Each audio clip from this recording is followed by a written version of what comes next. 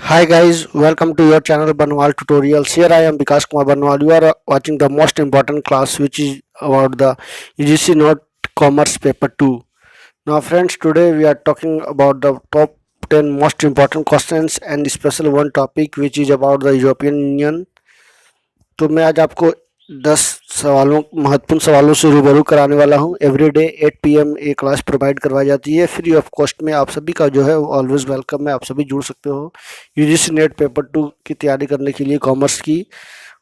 और एक एवरीडे में एक स्पेशल टॉपिक पे आपको विस्तार से बताने वाला हूं, एक एक पॉइंट को बारीकी से, ताकि आपको समझ में आए और आप आसानी से जो है इस तरह का सवाल आने पे सॉल्व कर सको। तो यूजीसी नेट कॉमर्स पेपर 2 की जो भी तैयारी कर रहे हैं वो सभी जुड़ सकते हो मेरे क्लास से, फ्री ऑफ कॉस्ट में है, अगेन मैं बता दूं। तो चलिए आज की क्लास की हम शुरुआत करते हैं। सबसे पहले मैं बता दूं कि कोरोना काल में जो है बैंकों ने अधिक व्यक्तिगत कर्ज बांटे हैं। एमएसएमई के हिस्से में जो है कम आया है। सबसे खराब स्थिति जो है हॉस्पिटलिटी सेक्टर को मिली है, मात्र 10,578 करोड़ रुपए, लगभग 11,90,000 करोड़ रुपए के लोन बांटे गए हैं। तो कहीं ना कहीं 2 साल में एक बड़ा जो है लिक्विडिटी लाने की कोशिश की गई है मार्केट में, ताकि कंपनियों को कोई तरह का दिक्कत ना हो, बाजार सुचारू रूप से चले, सभी सेक्टर का इंफ्रास्ट्रक्चर काम करे। हेल्थ सेक्टर से लेकर के हर सेक्टर की बात की जा रही है, ज्वेलरी, व्हीकल, पर्सनल लोन।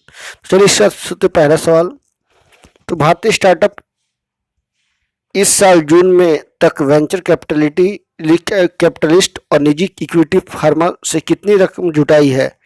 तो कहा जाए तो का 90,000 करोड़, खा 80,000, गा 50,000 करोड़, घा 75,000 करोड़।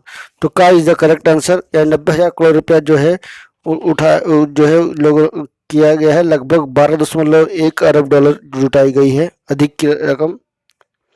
चलिए नेक्स्ट क्वेश्चन नंबर 2 की बात की जाए। अजीम प्रेमजी ने कहा कि भारतीय आईटी इंडस्ट्री की आय दोहरे अंकों में बढ़ेगी। किस कंपनी से वो जुड़े हुए हैं अजीम प्रेमजी? तो टीसीएस, खा विप्रो, गा इन्फोसिस, घा इनमें से कोई नहीं। तो आप सभी को पता होना चाहिए कि अजीम प्रेमजी किससे जुड़े हुए हैं, तो विप्रो से, है ना। टीसीएस तो रतन टाटा है, इन्फोसिस तो अलग है, मूर्ति जी हैं। तो चलिए नेक्स्ट चलते हैं क्वेश्चन नंबर 3 की ओर। तो क्वेश्चन नंबर 3 में मैं बात करूं तो लोक उद्यम विभाग अब किस मंत्रालय का हिस्सा बन गया है? तो मोदी कैबिनेट 2.0 में हुआ है, जिसमें 47 राज्य मंत्री और कुल मिलाकर देखा जाए तो टोटल 36 कैबिनेट मंत्री हो चुके हैं, पहले 24 थे। तो बता दूं, तो का सड़क मंत्रालय, खा ऊर्जा मंत्रालय, गा भारी उद्योग मंत्रालय और घा वित्त मंत्रालय। तो वित्त मंत्रालय सही आंसर है ना। काफ़ी इंपॉर्टेंट ये सवाल है। लोक उद्यम विभाग को जो है वित्त मंत्रालय में का हिस्सा बना दिया गया है, अब जो है तेजी से काम होगा। नहीं चलते हैं। आरबीआई ने 14 बैंकों पर कुल कितनी राशि का जुर्माना लगाया है? तो का 14.5 करोड़, खा 10 करोड़, गा 15 करोड़, घा 12.5 करोड़। तो का इज द करेक्ट आंसर। यहाँ 14.5 करोड़ रुपए का जो है जुर्माना लगाया है, जिसमें एसबीआई है, बैंक ऑफ इंडिया है, बंधन बैंक है, सहित 14 बैंकों पर जो है ये जुर्माना लगाया गया है, क्योंकि उन्होंने जो है आरबीआई के नियमों का उल्लंघन किया है, इसी को देखते हुए इस पर लगाया गया है। नहीं चलते हैं। यूरोपियन यूनियन ने अब तक की सबसे बड़ी किस कंपनियों पर 7400 करोड़ रुपए का जुर्माना लगाया है? तो कार कंपनियों पर, निजी कंपनियों पर, आईटी कंपनियों पर, घा ई कॉमर्स कंपनियों पर। तो कार कंपनियों पर जैसे कि बीएमडब्ल्यू, वैगनार ऐसी कंपनियों पर जो है, फोर्ड जैसी कंपनियों पर 7400 करोड़ रुपए का लगाया है, जिसको प्रदूषण मानक पर खरीदना उतरने के कारण इन पर लगाया गया है, इन कंपनियों पर। तो इतनी बड़ी राशि का लगाना एक अपने आप में अलग ही है।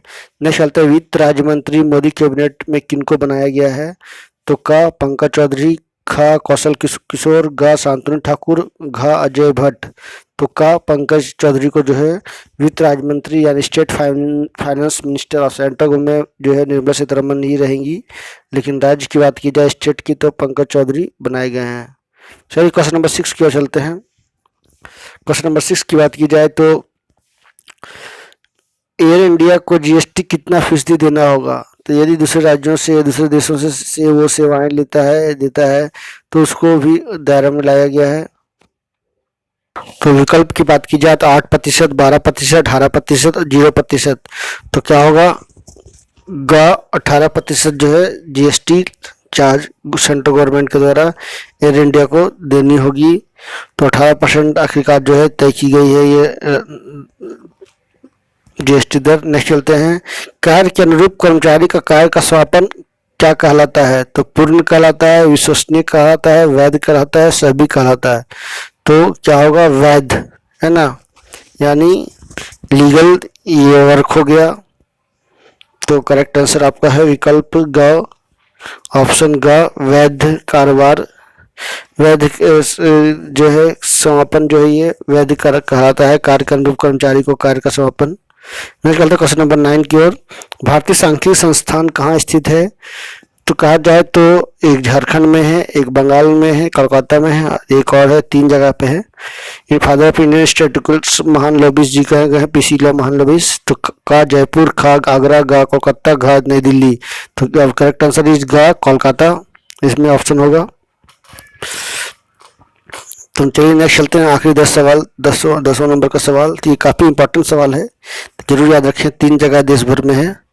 किसमें अयोग्य व्यक्तियों को अस्वीकार किया जाता है? किसमें अयोग्य व्यक्तियों को अस्वीकार किया जाता है? तो का चयन में, खा मूल्यांकन में, गा चरण में और घा इनमें से कोई नहीं। तो चयन सिलेक्शन में ही, सिंपल सी बात है कि सिलेक्शन में ही तो जो है चयन नहीं होगा ना।